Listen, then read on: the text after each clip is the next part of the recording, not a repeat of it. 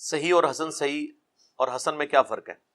یہ صحیح احادیث کی 3 کیٹیگریز ہیں. سب سے اوپر صحیح حدیث، اس سے تھوڑی نیچے حسن صحیح، اور اس سے نیچے حسن ہے. یہ تینوں صحیح ہیں، لیکن ترتیب اس کی یہ ہوتی ہے، اور راویوں کے مضبوط ہونے کے اعتبار سے اس کو ڈیفائن کیا جاتا ہے. حسن حدیث بھی صحیح ہوتی ہے بشرطے کہ حسن لذاتی ہی ہو. ضعیف جمع ضعیف جمع ضعیف، یعنی کئی ضعیف روایتیں مل کے حسن لغیری بنانا، جس طرح شیخ البانی بناتے ہیں، وہ والی حسن نہ ہو. حسن لذاتی، اس کی سند بالکل سارے صدوق راوی ہوں، سارے ثقہ نہ بھی ہوں، صدوق ہوں، یعنی سچے ہوں، اتنے مضبوط نہیں لیکن سچے ہوں. اگر وہ آپ کریٹیکلی دیکھیں تو بخاری کی بھی ساری حدیثیں کوئی صحیح درجے کی نہیں ہیں، کچھ حسن صحیح ہیں، کچھ حسن درجے کی بھی ہیں، لیکن چونکہ راوی صدوق ہیں، حدیث کے معاملے میں سچ بولتے ہیں، تو روایت اس کی لی جائے گی. اس میں یہ نہیں دیکھا جائے گا کہ یہ راوی بدعتی ہے، یا یہ راوی جو ہے وہ کسی غلط عقائد رکھنے والے فرقے کے لیے ہمدردی رکھتا ہے. نہیں، بندہ سچا ہے نا، اس کی روایت قبول کی جائے گی. بخاری میں درجنوں راوی ہیں جو شیعہ ہیں، ایسے راوی بھی ہیں جو شیعہ مسجد کے امام بھی تھے، اسٹیبلش جو اثنا عشری اور سنی و تفریق میں، لیکن امام بخاری نے ان سے حدیثیں لی ہیں. کتنے ناسبی راوی ہیں بخاری میں، لیکن روایت حدیث میں وہ صدوق ہیں، سچے ہیں، اس لیے ان کی روایتیں قبول کی گئی ہیں حدیث کے اعتبار. اور یہی معاملہ ہے صحابہ کرام کے بارے میں بھی. یہ جو اکثر آپ کو ایک جملہ بول رہے ہوتے ہیں، الصحابۃ کلہم عدول، آپ سمجھتے ہیں کوئی آیت ہے کوئی حدیث ہے. نہ یہ آیت ہے نہ یہ حدیث ہے، یہ ایک سلوگن ہے. خلاف دے راشدہ حق چار یار پانچ تن پاک، جس طرح یہ سلوگن ہے، یہ بھی ایک سلوگن ہے، الصحابۃ کلہم عدول. صحابہ بھی لفظ درست ہے، صحابہ بھی درست ہے، زیر سے بھی اور زبر سے بھی. تو اس کا مطلب ہے کہ حدیث قبول کرنے میں سارے صحابہ عدول ہیں. حدیث میں کسی صحابی سے جھوٹ ثابت نہیں ہے، یہ اصول حدیث ہے. اس کا یہ مطلب نہیں کہ صحابہ کرام سے غلطی نہیں ہوتی، یا وہ گناہ نہیں کر سکتے، یا وہ معصوم ہے، نہیں. ہاں، اس معاملے میں وہ معصوم ہے کہ نبی علیہ السلام کی کوئی بات انہوں نے مکس کر کے آپ کو نہیں بتائی. اب آپ سوچ رہے ہوں گے کہ اس میں کیوں معصوم ہے؟ وہ اس لیے کہ یہ اللہ نے اس دین کی حفاظت صحابہ اور اہل بیت سے ہی تو کروائی ہے. دوسری بات، انہیں یہ پتا تھا کہ ہمارا ہر جرم معاف ہو سکتا ہے. جس طرح آپ کہتے ہیں نا کچھ بھی ہیں تیرے محبوب کی امت سے ہیں، انہیں بھی یہ پتا تھا کچھ بھی ہیں تیرے محبوب کے صحابی ہیں، ہر گناہ معاف ہو سکتا ہے. لیکن جس نبی کو ہم نے اپنی آنکھوں سے دیکھا، اس کے ہاتھ میں ہاتھ دے کے بیعت کی، اگر ہم نے اس پہ جھوٹ باندھا نا، پھر ہم مارے گئے. بعد کے لوگوں کو تو کوئی نہ کوئی بینیفٹ آف ڈاؤٹ مل سکتا ہے، ہمیں اللہ نے نہیں چھوڑنا کہ تمہیں تو میں نے نبی علیہ السلام کا ساتھی بنایا تھا، تم نے اس نبی پہ جھوٹ باندھ دیا. اور پھر اس سے بڑھ کر رسول اللہ صلی اللہ علیہ وآلہ وسلم نے صحابہ کرام کو اس گناہ کی انٹینسٹی اتنی کوٹ کوٹ کے ان کے دلوں میں بھری تھی نا، کہ اتنا بڑا گناہ ہے کہ بچ جانا بچ جانا بچ جانا. مسلم کی پہلی حدیث مولا علی سے یہی ہے، بخاری میں بھی ہے، دیکھنا میری طرف جھوٹی بات منسوب نہ کرنا ورنہ اپنا مقام جہنم میں دیکھ لو. چند احادیث ہیں جو متواتر ہیں، جو سینکڑوں صحابہ نے روایت کی اور ہزاروں تابعین نے. ان میں سے ایک حدیث یہ ہے کہ جس نے میری طرف جھوٹ منسوب کیا اپنا مقام جہنم میں دیکھ لے، جو بخاری میں بھی، مسلم میں بھی، دنیا کی آلموسٹ ہر حدیث کی کتاب میں یہ حدیث موجود ہے. اب ایک بات کی جب لکیر اتنی بار پیٹی جائے تو آپ امیجن کر سکتے ہیں، جس طرح آپ پاکستان میں بھی کتنے پکے بے نمازی ہیں جو عید کی نماز بھی نہیں پڑھتے، لیکن کہیں گے اللہ دے فضل نال آج تک خنزیر نہیں کھاتا، 10 سال انگلینڈ لیا میں خنزیر نہیں کھاتا.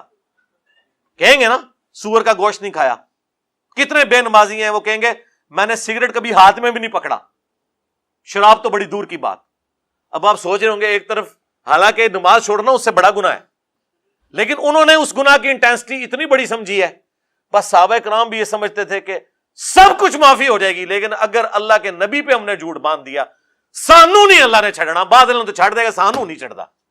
یہ وہ چیز تھی جو صحابہ کرام کو جھوٹ نہیں بولنے دیتی تھی. سب سے بڑھ کر حضرت معاویہ ابن ابی سفیان رضی اللہ تعالی عنہما نے بھی لاکھ اختلافات کے باوجود مولا علی پہ کبھی جھوٹ نہیں باندھا. قتل عمار والی حدیث پہنچی، اس کی باطل تعویل ضرور کی، حدیث کا انکار نہیں کیا، کیونکہ انہیں پتا تھا یار ریڈ لائن کراس نہیں ہونی چاہیے. اس لیے ہم حضرت معاویہ کہتے ہیں حضرت معاویہ رضی اللہ تعالیٰ عنہ نے اپنے دور حکومت میں کتنے ایسے کام کیے جو بخاری مسلم میں رپورٹ ہوئے ہیں، تو پھر ان کی حدیثیں کیوں لی جاتی ہیں؟ اس لیے کہ حدیث میں انہوں نے کبھی کوئی جھوٹ نہیں بولا. سنن ابی داؤد میں یہ حدیث موجود ہے 4129 کہ محمد ابن سیرین حدیث بیان کرتے ہیں، تابعی ہیں حضرت معاویہ رضی اللہ تعالیٰ عنہ سے، اور ساتھ ہی فرماتے ہیں وَمُعَاوِيَةُ لَا يُتَّهَمُ فِي الْحَدِيثِ، اور معاویہ حدیث کے معاملے میں جھوٹے نہیں تھے، ان پہ کوئی تہمت نہیں کہ انہوں نے کبھی رسول اللہ پہ جھوٹ باندھا ہو. اس کے بعد انہوں نے ایک حدیث بیان کی، اس جملے میں انہوں نے حضرت معاویہ کی تعریف بھی کی اور حضرت معاویہ کی جو غلطیاں ہیں ان کی جسٹیفیکیشن اس اعتبار سے پیش کی کہ حدیث کے معاملے میں انہوں نے کوئی غلطی نہیں کی، اور معاویہ حدیث کے بارے میں متہم نہیں تھے، ان پہ کوئی تہمت نہیں کہ انہوں نے حدیث گھڑی ہو. یہ بات انہوں نے حضرت ابوبکر، عمر، عثمان اور علی سے حدیث بیان کرتے ہوئے کبھی نہیں کی.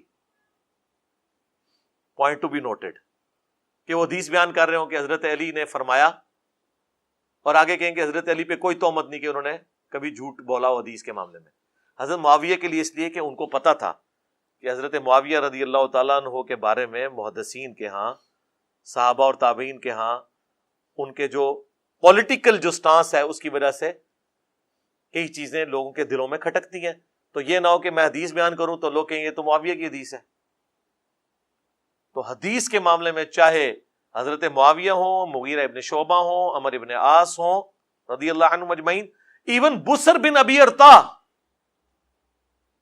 ایک نٹوریس ترین پرسنالٹی، صحابی ہے، فتح مکہ کے موقع پر مسلمان ہوا ہے، لیکن آپ اسماء و رجال کی ساری کتابیں اٹھائیں، ابن حجر اسقلانی کی تقریب التہذیب اٹھائیں، تہذیب التہذیب اٹھائیں، اسی طریقے سے امام ذہبی کی کتابیں اٹھائیں، سب لوگ کہتے ہیں سوائے کلمہ پڑھنے کے کوئی خیر کی رتی اس بندے میں نہیں تھی. یہ وہی ہے جس نے حضرت معاویہ کی حکومت کو اسٹیبلش کرنے کے لیے حضرت علی کے علاقوں میں گھس کے شیعان علی کو قتل کیا ان کی خلافت میں.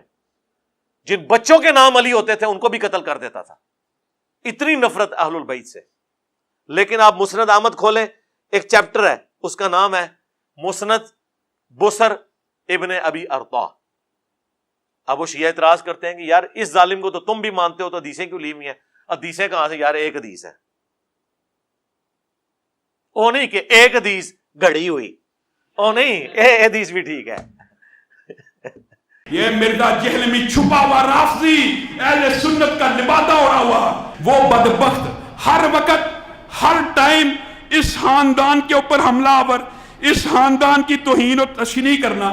ایک حدیث گڑی ہوئی ہے، ایک حدیث گڑی ہوئی ہے، ایک حدیث گڑی ہوئی ہے، یعنی مفہوم گڑا ہوا. حدیث تو درست ہے، کہتا ہے عمار کو فیا باغیہ قتل کرے گا، وہ عمار کو جہنم کی طرف بلاتا ہوگا. معاذ اللہ، وہ عمار کو جہنم کی طرف بلاتا ہوگا. اور یہ جو جہنم کی طرف بلانے والا گروہ تھا نا، معاذ اللہ، یہ امیر معاویہ کا تھا. امیر معاویہ نے قتل کیا تھا. امیر معاویہ معاذ اللہ جہنم کی طرف بلانے والے. دیکھ لو وابی بھی حدیث نو گھڑی ہوئی کہندے نے، ٹھیک ہے. بعد انہوں نے آیا کہ لتر پہن کے نہیں مفہوم گھڑا ہویا. تو مفہوم بیان کرنا، مامو پارٹی مفہوم بیان کر کے دس نہ. تسی مبالغہ کر سکتے ہو،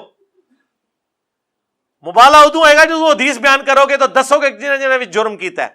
مبالغہ لی حدیث نہیں بیان ہوگی ان کے منہ سے کبھی بھی 6220 مسلم کی، اور نہ صحیح بخاری کی 2812 کا یہ فارم کبھی بیان کر سکتے ہیں قتل عمار والی حدیث کا. تو بہر وہ بسر بن ابی ارطا کی مسند احمد یہاں ہمارے پاس پڑھی ہے، اس میں وہ حدیث ہے کہ نبی علیہ السلام نے دعا تعلیم کی، اللہم احسن عاقبتنا فی الامور کلہا واجرنا من خزی الدنیا وعذاب الاخرہ. میری فیوریٹ دعاؤں میں سے، اے اللہ ہمارے تمام کاموں کا انجام بہتر کر دے. یہ انگلش میں محاورہ ہے، all is well if end is well. تمام کاموں کا انجام بہتر کر دے اور ہمیں دنیا کی رسوائی اور آخرت کے عذاب سے بچا لے. یہ دعا بسر بن ابی ارطا نے روایت کی ہے، مسند احمد میں بھی ہے اور المستدرک للحاکم میں بھی ہے. اور امام حاکم جو صحیح شیعان علی میں سے تھے انہوں نے بھی حدیث لی ہوئی ہے اس کی.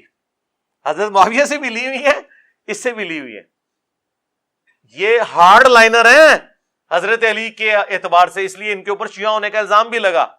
اہل سنت کے جو چند محدثین جنہیں شیعہ کہا گیا، اور شیعہ ان معنوں میں نہیں کہ رافضی، شیعہ وہ جو حضرت علی کی باقی صحابہ پہ فضیلت کے قائل ہیں، ان میں امام حاکم بھی ہیں جنہوں نے المستدرک للحاکم لکھی، لیکن انہوں نے حضرت معاویہ سے بھی حدیثیں لی ہیں، حضرت مغیرہ سے بھی لی ہیں، حضرت بصر ابن ارطاء سے بھی لی ہیں، اور لیکن ان کو سنی اس لیے مانا جاتا ہے، بہرحال وہ چاروں خلفاء کو مانتے ہیں. پہلے حضرت ابوبکر کی شان میں، پھر حضرت عمر، عثمان، علی، پھر حضرت عثمان کے دفاع میں بھی حدیث لیتے ہیں. وہ اس اعتبار سے الصحابۃ کلہم عدول کا مطلب ہے کہ روایت حدیث میں تمام صحابہ کی حدیثیں لی جائیں گی، یہ مطلب ہے. اس کا یہ مطلب نہیں ہے یہ پڑھ کے تو آگے کچھ اور نکال رہے ہوتے ہیں. جس طرح ہمارے لوگ جو ہے آیت پڑھتے ہیں یا ایھا الذین آمنوا اطیعوا اللہ واطیعوا الرسول واولی الامر منکم، اور کہتے ہیں اس سے امام حنیفہ کی تقلید واجب ہوگی. اولی الامر منکم میں امام حنیفہ کہاں سے آ گئے؟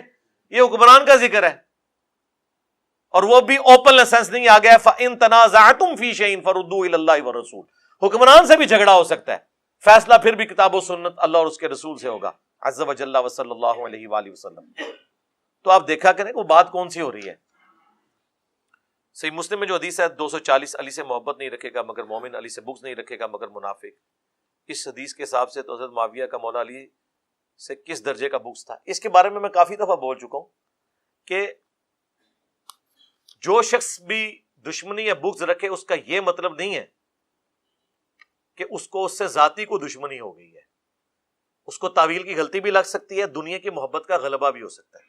حضرت معاویہ کی تو آپ کو مثال ویسے ہی سمجھ نہیں آئے گی، ظاہر ہے کہ اس کے بارے میں تو ایک بڑی زیادہ احادیث اور پھر ہارڈ لائن آپ لے لیں گے. میں آپ کو کہتا ہوں ان کو تو چھوڑ دیں.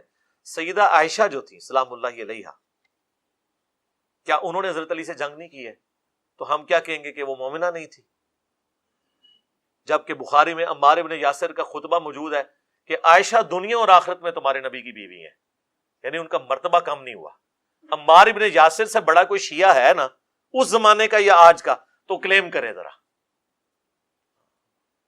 کوئی بھی کلیم نہیں کر سکتا.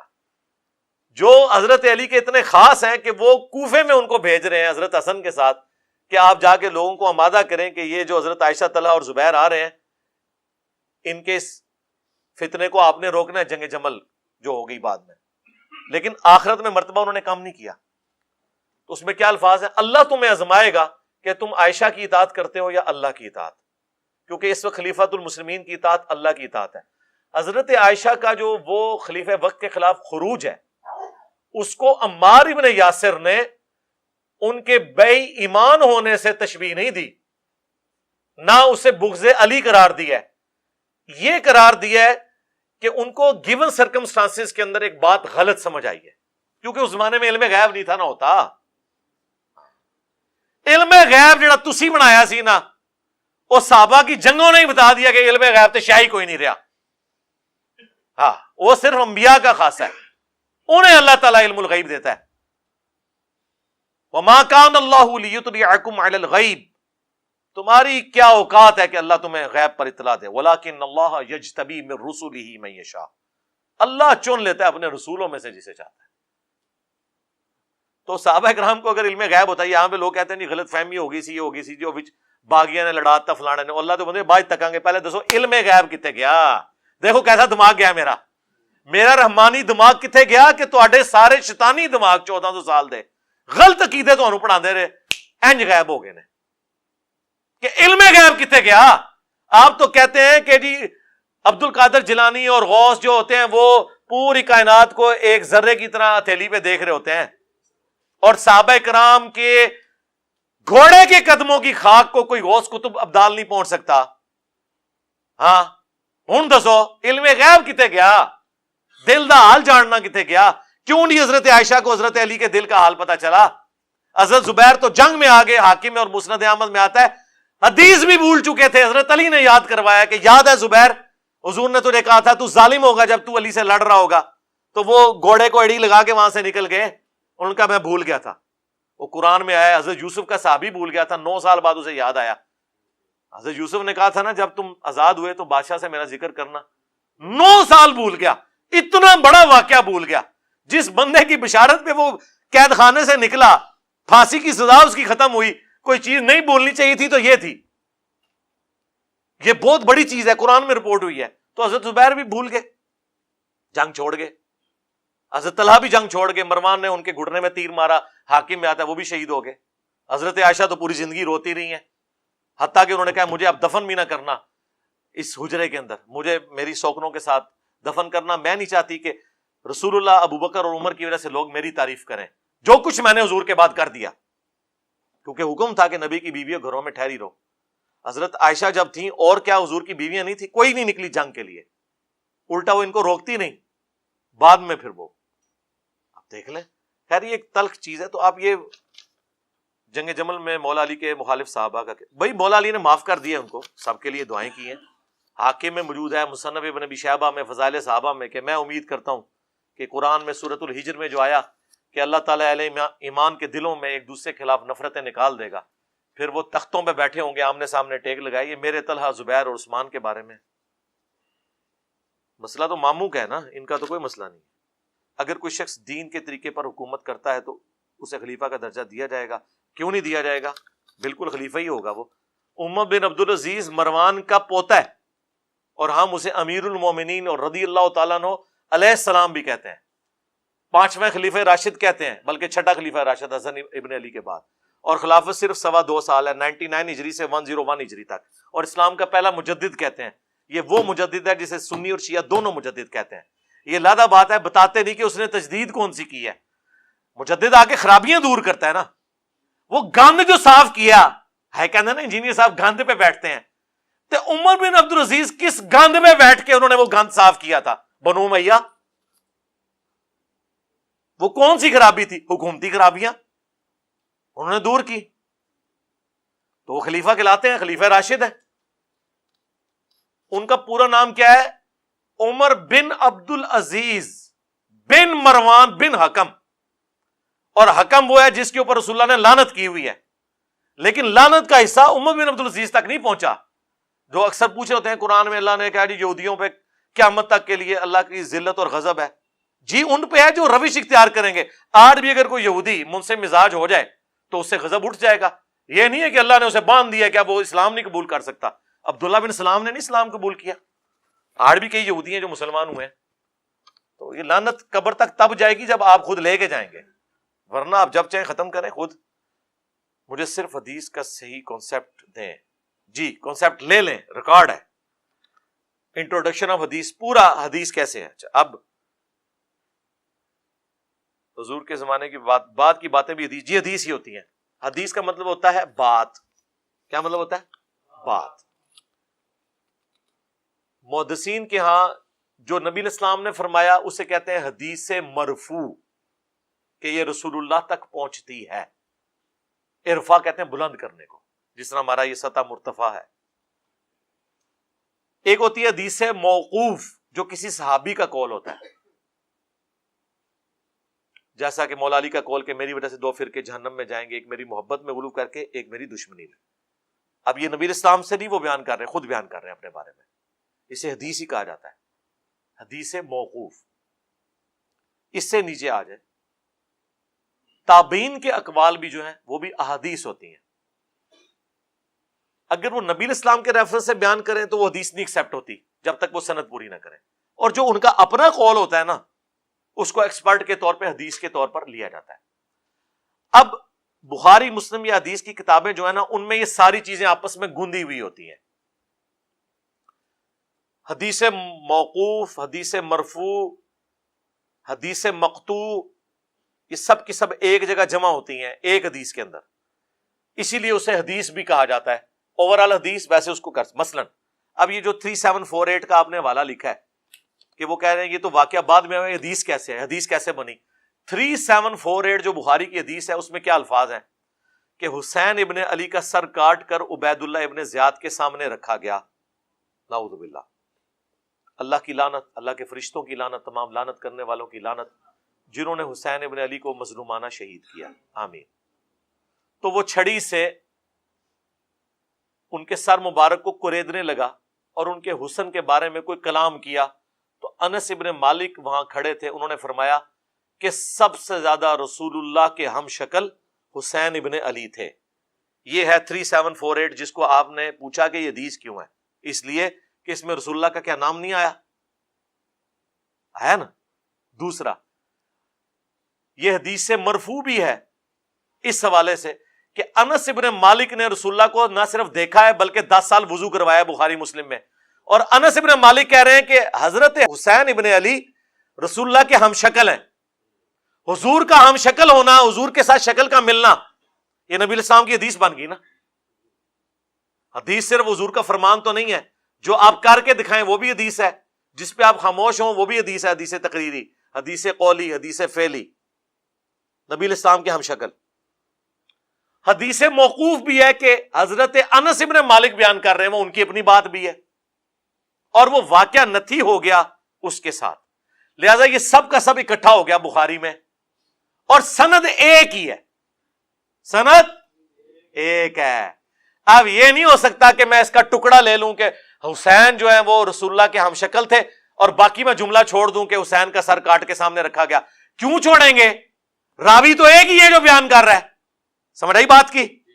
اسی راوی پہ اعتبار کر کے آپ نے حضور کی بات مان لی، انس ابن مالک کی بات مان لی، وہ پورا واقعہ جو بیان کر رہا ہے وہ کہنے میں نے آدھا واقعہ چھوڑ دینا ہے، تو ایسے تو نہیں ہوگا۔ اس لیے سارے کو حدیث کہا جاتا ہے، اور یہ تاریخ کہہ کے اسے جھٹلا نہیں سکتے۔ تاریخ کی سب سے اتھینٹک بک قرآن ہے۔ حضرت یوسف علیہ السلام کا اپنے بھائیوں کے ساتھ جو معاملہ ہوا، وہ تو حضور صلی اللہ علیہ وآلہ وسلم سے کم از کم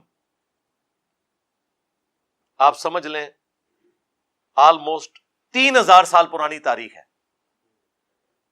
وہ تو تاریخ ہے نا، یوسف علیہ السلام کے بھائیوں نے ان سے حسد کیا اور وہ پھر کس طریقے سے مصر کے حکمران بنے، یہ پوری تاریخ ہے نا۔ تو تاریخی واقعات تو قرآن میں بھی آئے ہیں، کیوں ہم بیان کرتے ہیں؟ عبرت کے لیے۔ اس طریقے سے بخاری مسلم میں بھی جو تاریخ آئی ہے عبرت کے لیے بیان ہو رہی ہوتی ہے، وہ حدیث کے طور پہ آتی ہے، حدیث کی نمبرنگ کے تحت ہی آتی ہے۔ جیسے قرآن میں ایسی کوئی تفریق نہیں ہے کہ تاریخی واقعات الگ کر دیے ہوں اللہ نے، یہ کہہ کہ یہ تو تاریخ ہے۔ اب تخت بلقیس کا جو ایک واقعہ ہوا ہے، ایک تاریخی واقعہ ہے۔ اس طریقے سے رومنز اور پرشینز کی جنگ کا جو سورہ روم کے سٹارٹ میں ذکر ہے، ایک تاریخی واقعہ ہے نا۔ دونوں کافر لڑ رہے تھے، کوئی مسلمانوں کی جنگ کا ذکر ہے قرآن میں، یہ کیا کر رہا ہے واقعہ؟ جو اللہ نے کہا ہے کہ رومی مغلوب ہو گئے پرشینز کے ہاتھوں اور ان قریب دوبارہ سے غالب آ جائیں گے، اس میں دین کا کون سا مسئلہ بیان ہوا ہے؟ دونوں کافر، ایک تاریخی واقعہ آیا ہے، ایک پروفیسی کے طور پہ، بعد میں پوری بھی ہوگی۔ تو اس طرح اپنا ریلیٹ کیا کرے۔ تو جو بھی حدیث کی کتابوں میں آتا ہے، حدیث جب بھی کوئی صحابی یا تابعی بیان کرتا ہے نا، وہ کسی سرکمسٹانسز کے اوپر بیان کرتا ہے۔ جس طرح مسلم شریف میں حدیث ہے، میں نے کربلا والے ریسرچ پیپر میں ڈالی ہوئی ہے کہ حضرت معاویہ نے اناؤنسمنٹ کی مال غنیمت کے جو سامان آئے تھے سونے اور چاندی کے، اور فوجیوں کو کہا کہ اپنی تنخواہوں کے عوض جو ہے نا اپنی اپنی مرضی کے برتن اٹھا لو، تو وہاں پہ صحابی کھڑے ہو گئے۔ انہوں نے کہا نبی علیہ السلام نے سونے کے بدلے سونے کے کاروبار کا منع کیا ہے، اللہ دست بدست ہو اور ہم وزن ہو۔ یہ نہیں ہے کہ ایک فوجی کی تنخواہ جو ہے وہ 100 دینار کے برابر ہے اور وہ ایسا سونے کا لوٹا اٹھا لے جو 150 دینار کا ہے، تو یہ تو سود لے گا وہ۔ تو سارے فوجی رک گئے، لیکن حضرت معاویہ کو غصہ آ گیا۔ مسلم شریف کے الفاظ ہیں، انہیں تو برا لگا کہ میرے حکم کو میں حاکم ہوں اور اس بندے نے حدیث سنا کے سب کو سائڈ پہ کر دیا۔ تو انہوں نے کہا میں بھی تو اتنا عرصہ حضور کے ساتھ رہا ہوں، میں نے تو ایسی کوئی حدیث نہیں سنی۔